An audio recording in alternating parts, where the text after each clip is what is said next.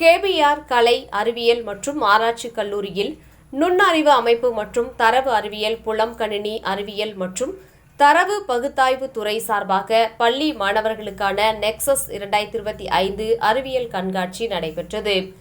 கல்லூரியின் முதல்வர் முனைவர் பி. கீதா பள்ளி மாணவர்களின் அறிவியல் திறனை வெளிக்கொணர்வதை முதன்மையான நோக்கமாக கருதி இந்நிகழ்வு நடத்தப்படுகின்றது என கூறி தலைமை உரை ஆற்றினார். நிகழ்வின் சிறப்பு விருந்தினராக கூகுள் வளர்ச்சி நிபுணர் கமல் ஸ்ரீ சவுந்தரபாண்டியன் கலந்து கொண்டு சிறப்புரை ஆற்றினார்.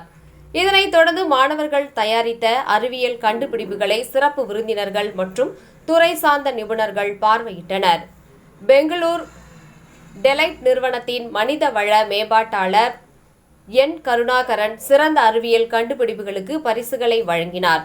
நிகழ்ச்சியில் 375க்கும் மேற்பட்ட பள்ளி மாணவர்கள் குழுக்கள் கலந்து கொண்டு தங்களது அறிவியல் படைப்புகளை காட்சிப்படுத்தினர்.